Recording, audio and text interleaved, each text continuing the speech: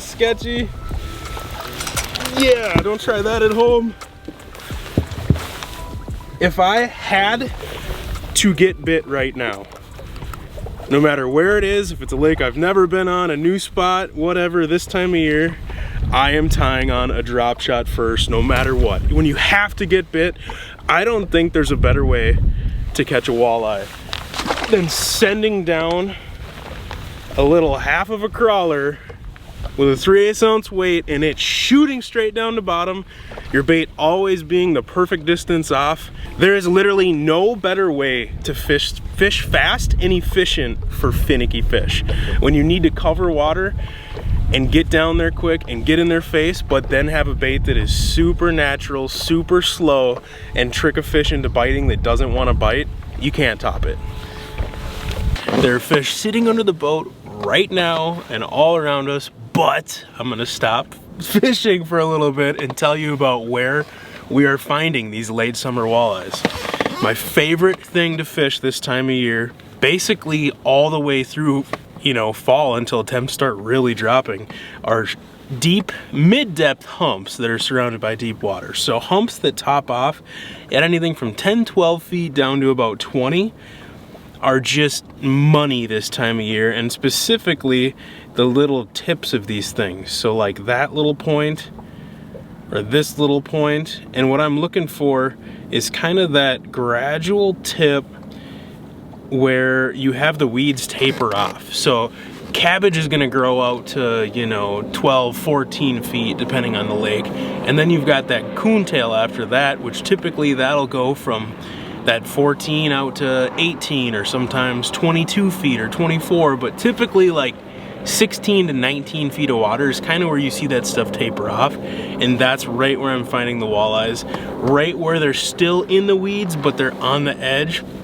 and they're just cruising there, roaming that highway looking for food. And if you can find these humps like this and hit the very tips, let's just pick a few spots on the map. And the cool thing about when they're sitting right on those weed edges is you can absolutely graph them with side imaging if you want to drive around and scan. Once they get up in the weeds a little bit, it gets a little too hard to side image them. You'll see them on the edge, but these little tips right where the weeds taper off are just money, and they're usually pretty small spots. I like these little isolated humps. It might only be the size of a football field. Some of them might only be 100 feet across the whole thing. It doesn't take very long to idle over them. Look for fish on 2D, old school sonar, down imaging. And obviously if you have live scope, it's a lot of fun, but you don't need it. And especially if you're fishing some of these smaller humps like this that are maybe only 100 and so feet across, it's nothing to come up with a drop shot and just fan cast around the top of it. And if you get bit, cast right back where you did, because they roam in little pots. It's not very often it's just the one sitting there. A lot of the times it's 3, 4, or 2, or 6, or 8, or whatever. And when you're fishing a smaller hump like this, they might all of a sudden be up on the top like that. And then next thing you know, they're down on this side. But if it's a small area, they're just constantly swimming in circles and circling that thing looking for food, and eventually they end up back where you're at.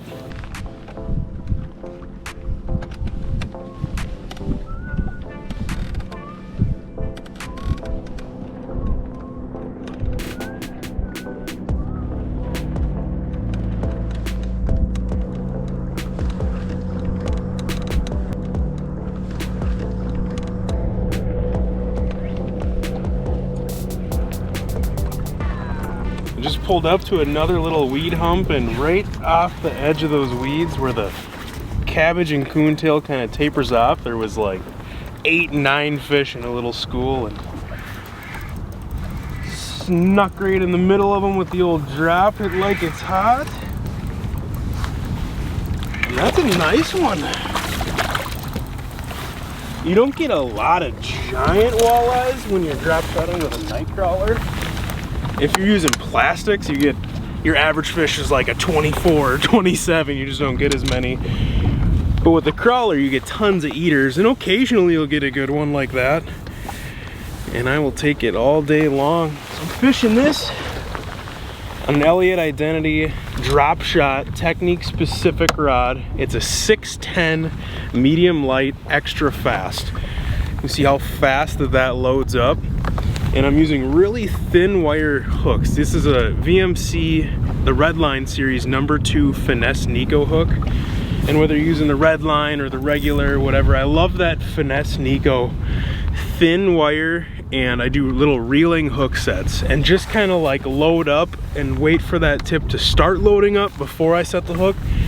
You're gonna catch and land so many more fish versus swinging on them. And it's like when you're bass fishing with a topwater frog and the fish blows up and you set the hook too soon before they eat it. You're supposed to wait until you feel them to set it. Same thing I do with the drop shot. I let it mush up a little bit, start a reeling set, and then once you have that pressure, lean into them and drop shot in a crawler, shallow weeds. Man, that thing took me for a ride. Little Redline Finesse Nico hook, 3/8 ounce drop shot bait, and a light line. I'm running 6 pound Suffix 832 braid, about a 10-12 foot leader of 8 pound. I will go down to 6 sometimes, but if you're getting in around the weeds and there's lots of bass mixed in, 8 is just kind of feel a lot safer. Plus then you can boat flip some fish in. I will boat flip her thing. That's a big under.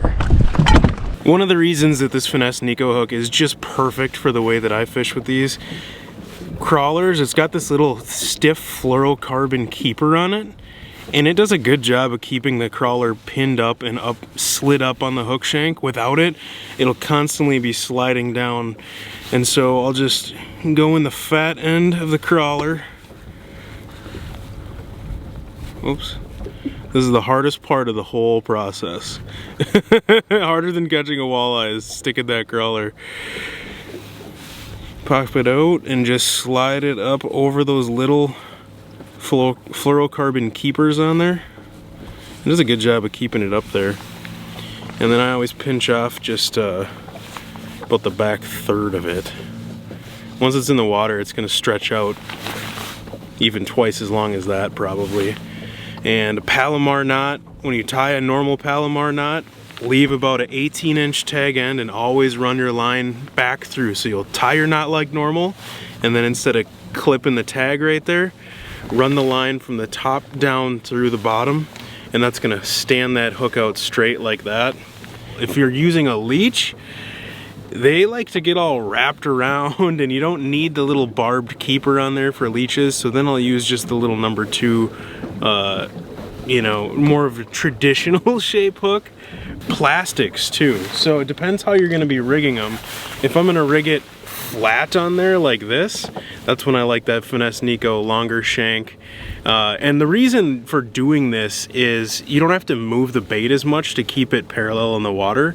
When you nose hook, that bait's going to hang like this because it doesn't float, and so you constantly are having to bounce the bait. And so if you're fishing slower, having it like that parallel, it's just gonna look super natural. But there's a few different ways you can rig that too. If I'm fishing up in the weeds, I will do like a little nose hook where you just poke it in like yay, and the hook is literally still buried in the plastic. But then when a fish bites, obviously it pokes out, and that is like actually super weedless, and you can really make that plastic dance. Sometimes we'll nose hook them straight through like a more traditional way, but just remember that bait's gonna wanna hang down like that and sink. And so you gotta constantly be bopping that bait and putting motion into that plastic. And this Maxon flatworm, specifically in the Gobiyashi color, is probably one of my top 2-3 favorite drop shot baits for walleyes if I'm not using artificials. And like I mentioned before, you'll catch way more fish using a half of a crawler on there. But when you do get bit using plastics, they're big ones. And I kind of learned that basically by bass fishing a whole bunch. If you're out there fishing for smallmouth or whatever, largies, you'll catch a walleye on a drop shot plastic. Even the craws, they love those big craw profiles on there, but it's always like a 24 to 27 incher. It's almost always a big fish. And I wasn't going to talk about the crayfish profile thing because it's been kind of one of my secrets for big fish, but I'll just at least slip a little nugget out right now that is specifically right now.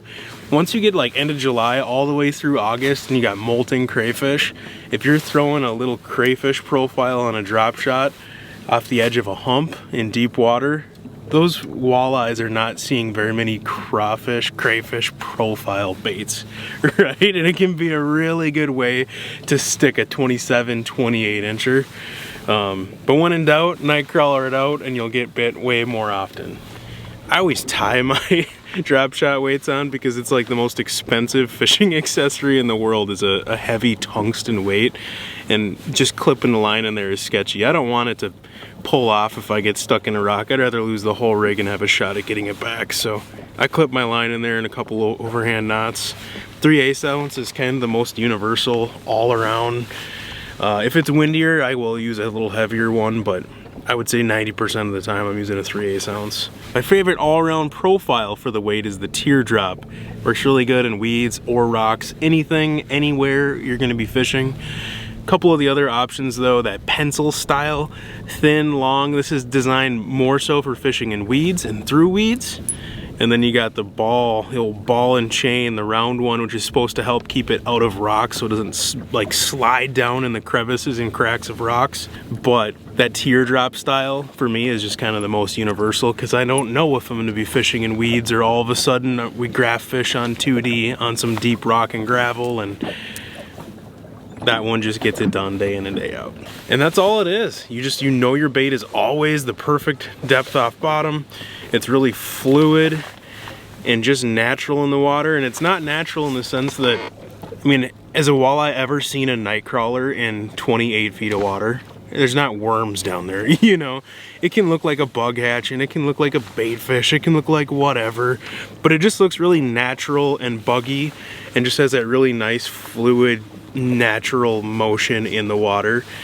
A little scent, obviously, a little taste, and I don't think there is a better way to put a bait right in front of a walleye's face and get bit when it is a tough bite and they're finicky and don't want to eat anything than hitting them in the nose with that.